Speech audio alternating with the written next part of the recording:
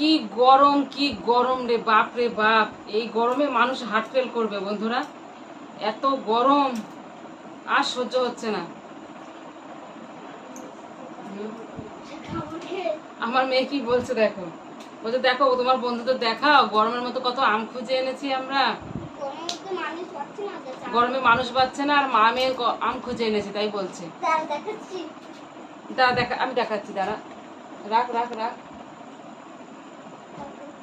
তুই সর। ওই দেখো, দেখেছো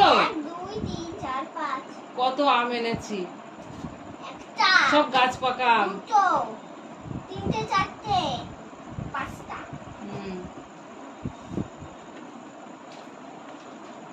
তো কত আম আমরা কুড়িয়ে এনেছি।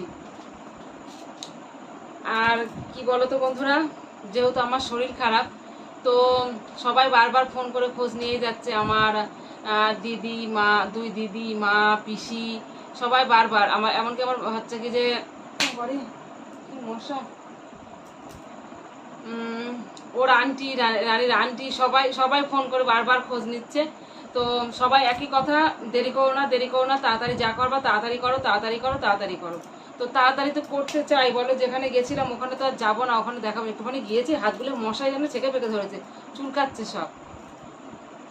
তারপরে হয়েছে কি, দুপুরবেলা একবার ফোন করলাম, আমাদের এখানে যে ছেলেটা আসে আর কি, ডাক্তার কাছে থাকে, ওর কাছে ফোন করে শুনলাম ওর দিদিরও হয়েছিল, দিদি কিন্তু মারা গেছে। তো ওর কাছে ফোন করে খুঁজলাম, শুনলাম যে টাটায় গেলে কি একদিনে সব হবে না, নাম টাম লেখাতে হবে। ফোনে কি নাম লেখায়? তো বললো যে না বৌদি, ফোনে নাম লেখায় না, একদিনে হবে না।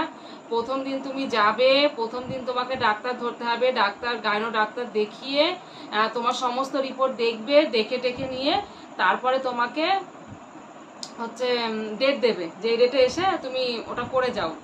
এবার কত টাকা নেবে সেটা তো বলতে পারলো না। তো এবার আমি কি বলতো, আমি ভাবছি যে যেহেতু মানে কয়দিন ধরে সোমবার পর্যন্ত নাকি ট্রেন শিয়ালদা পর্যন্ত যাবে না, তো এবার আমিও যেতে পারছি না। শিয়ালদা পর্যন্ত যদি না যাই তাহলে প্রচুর টাকা নেবে গাড়ি ভাড়া।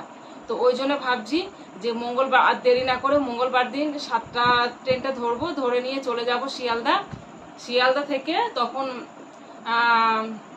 ওই যে টাটাই আর কি, টাটার যে বোম্বের যে টাটা, সেই শাখায় নাকি কলকাতায় হয়েছে, নিউ টাউনে।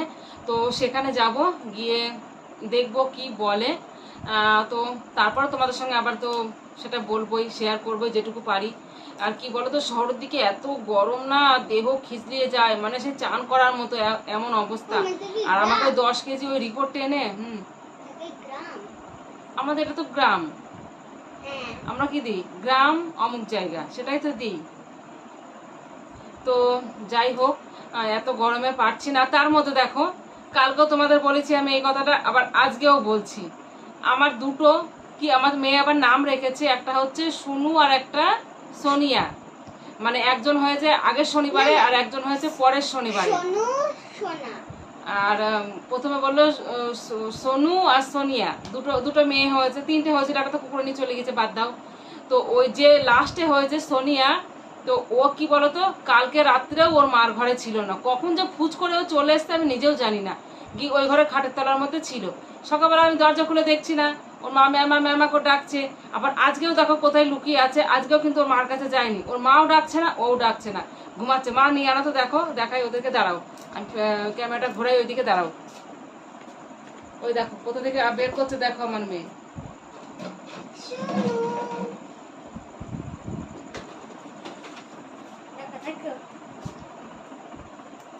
দেখেছো, মানে একদম সাড়া দিচ্ছে না। এই দেখো এর গলায় আবার, এই দেখো একে দেখে চেনা যায়, এর গলায় দুটো আঁচুলি আছে, এই দেখো আঁচুলিগুলো ঝুলছে, দেখো দেখেছো, একে দেখে চেনা যায় যে এ পরে, কিন্তু এই একা হয়েছে তো একটু বড়ই হয়েছে, আর ওইটা দুটো হয়েছিল একটু ছোট হয়েছে। তো দেখো কোনো ডাকছে, কোনো ডাকই নেই, ঘুম থেকে তুলে নিয়ে আসলাম, কোনো ডাকই নেই। ওই দেখো, তো কে কে পছন্দ করো বলো।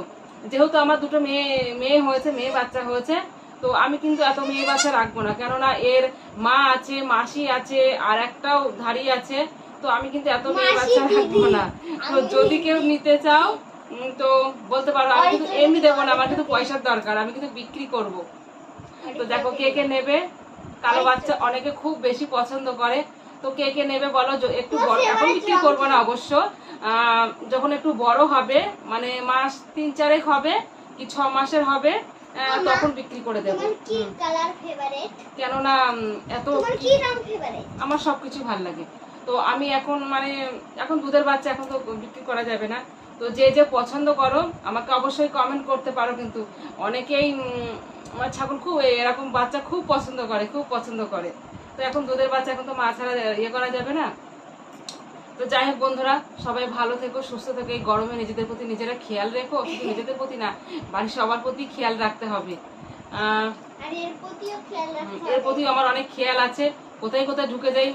সকালবেলা রোদ উঠে গিয়েছে 9টা বাজে যখন, আমি রোদের মধ্যে সারা পাড়া দিয়ে বাড়ি দিয়ে ঘর দিয়ে গরমের মধ্যে খুঁজে খুঁজে আমার আর ঘেমে তোলক ঘাম হয়ে গেছি, এরকম অবস্থা। তো যাই হোক সবাই ভালো থেকো। আর বাকি কথা আবার নেক্সট ব্লগে হবে। তো বাই বাই বাই, টাটা।